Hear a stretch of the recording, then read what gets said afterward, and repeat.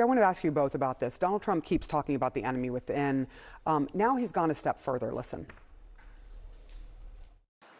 She's a radical war hawk. Let's put her with a rifle standing there with 9 barrels shooting at her, okay? Let's see how she feels about it.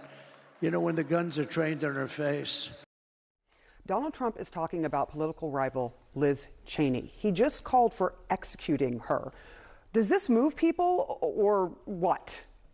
Pete. I'm sickened by it, Sarah, to be honest with you. Since July, since that first assassination attempt, we have heard Republicans, my fellow Republicans, excoriate Democrats for their rhetoric and saying that the rhetoric was the cause of that assassination attempt and then the second assassination attempt. And here you have a former president of the United States, and potentially the next president of the United States, threatening a political rival in Liz Cheney. If you want to be president, act like you want to be president and actually bring respect to the office. And I usually don't get that wound up, but listening to that just really, really, really bothers me.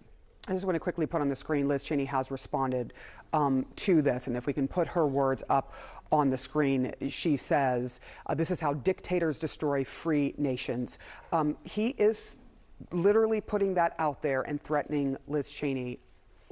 It's unconscionable. What is this message? It's unconscionable. I don't know how Republican leaders, many of whom served with Liz Cheney and at one point considered her a colleague and friends, cannot denounce this. It is dangerous. It's escalatory. He's also already called for war, like tribunals against her when he's back as president. It is so unpresidential, reckless, and dangerous, and it needs to be universally condemned. Joining me now is Trump campaign surrogate Mark Lauder. Mark, why is Trump saying things like that? Well, it's absolutely clear, Jim, that President Trump was talking about how Liz Cheney, the Cheney family, are quick to send American men and women into wars, and that it's easy to do when you are in an office building in Washington, D.C. with no experience in the battlefield and no experience for what that does to those men and women. Well, clearly he was saying that she should be shot. Let's listen to the sound and talk about it on the other side. She's a radical war hawk. Let's put her with a rifle standing there with 9 barrels shooting at her, okay? Let's see how she feels about it. You know, when the guns are trained on her face. Guns trained on her face, 9 barrels. I mean, Mark. Yeah, but Jim, the rest of that quote, he shouldn't be talking like that. But the rest of the quote that's not being played says, you know, it's easy. They're all war hawks when they're sitting in a Washington, D.C. office building saying, oh, gee, well, let's send 10,000 troops into the mouth of the enemy. He's not talking about what does he mean squads. about? I know, but I hate to do this, Mark. I know. But when he says 9 barrels, what does he mean by 9 barrels? Isn't he evoking images of a firing squad, of an assassination? No, I think he's talking about a foxhole and staring at the face of an enemy where they have guns trained on you. And he said that she should be there with a rifle, and that which is clearly talking about being in battle, being in a foxhole. And it's easy to send America's kids off to war, but when you don't have any experience with it. All right, let's just go with your generous interpretation for a moment. Even if what you're saying is absolutely 100% true, which I don't think it is, and I have to just tell you, I think that is BS, what you're saying. You should not be using language that talks about somebody being shot. I mean, shouldn't that just be a baseline rule? I shouldn't talk about you being shot. You shouldn't talk about me being shot. Let's just make it a rule. Don't talk about your political opponents being shot. Don't talk about anybody being shot. Well, and again, though, Jim, and I agree with you on that point, but what I'm saying is he didn't say she should be shot. He said that if she was holding a rifle facing an enemy that has rifles pointed back at her, she might think differently about committing America's men and women into war zones. And so let's play it again.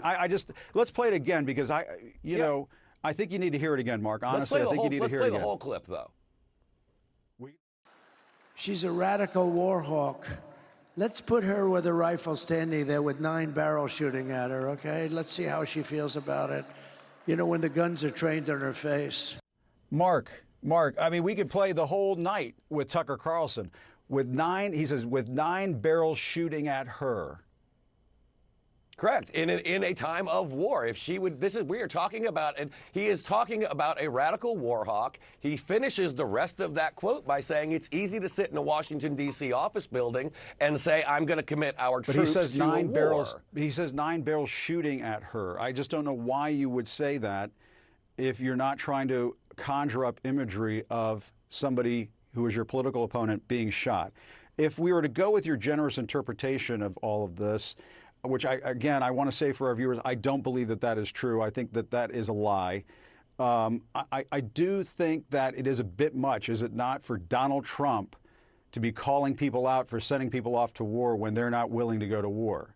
He did not go to Vietnam because he claimed he had bone spurs.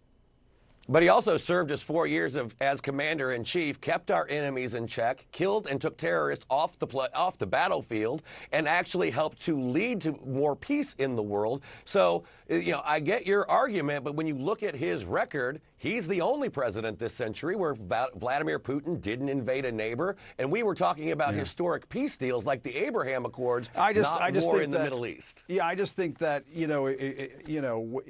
if you weren't willing to go and fight in a foxhole, as you were saying earlier, in Vietnam, with 9 barrels shooting at you and so on, I mean, it's kind of hypocritical. It's kind of weak sauce to say that about Liz Cheney. But you were asking earlier, Mark, and I do want to. This is not. I don't play requests typically on this program. I know. But you were asking for the fuller Donald Trump. Let's play that, and let's talk about it on the other side. Let's play that. She's a radical war hawk. Let's put her with a rifle standing there with 9 barrels shooting at her, okay? Let's see how she feels about it. You know, when the guns are trained on her face. You know, they're all war hawks when they're sitting in Washington in a nice building saying, oh, gee, let's send 10,000 troops right into the mouth of the enemy. Yeah. I mean, he's still saying 9 barrels shooting at her, but yeah, I think when you look at it in the larger on your part. I think he's talking about war. He's talking about being in that foxhole, facing an enemy. And to your earlier question, Jim, and I agree with you. And that was something that was litigated. It was campaigned upon in 2016. Obviously, you and I were both there for that.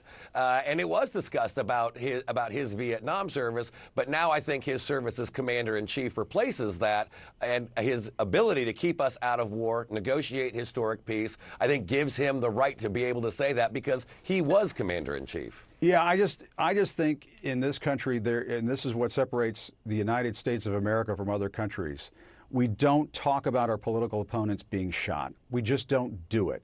I mean, I guess some crackpot at the end of the bar can do it, but a presidential candidate with days before a campaign, I shouldn't say it. That's just how I feel, and I guess you don't feel that way, Mark. But as always, Mark, I appreciate your time.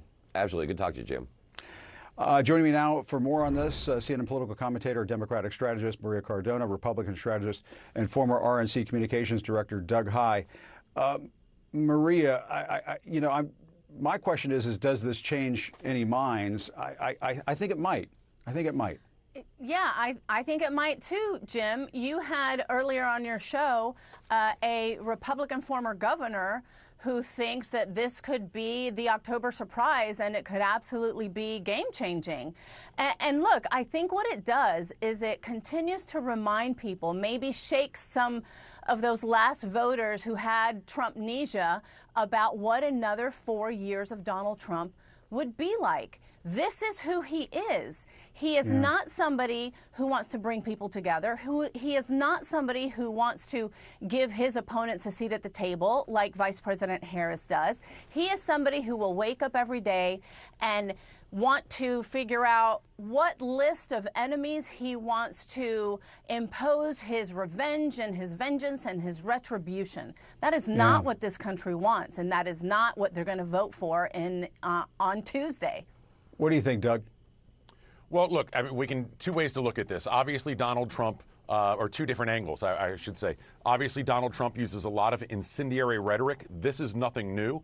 It's just the latest outrage du jour that we get from Donald Trump. Politically, I'm not sure if it makes much of a difference. Obviously, there aren't a lot of undecided voters there, but states are close. And where I think this could matter, I want to emphasize could, is that for the past few days, Democrats have been on defense. They've been on defense about the Mark Cuban comments. They've been on defense about Joe Biden's garbage comment. It's why we're not going to see Joe Biden much for the rest of this campaign. Now it has changed, and so often this is what happens, is Democrats are on defense, and you have Republicans out there on attack saying, look at how awful the Democrats are and their rhetoric is, and it is dangerous and awful. And along comes Donald Trump to change that narrative pretty quickly.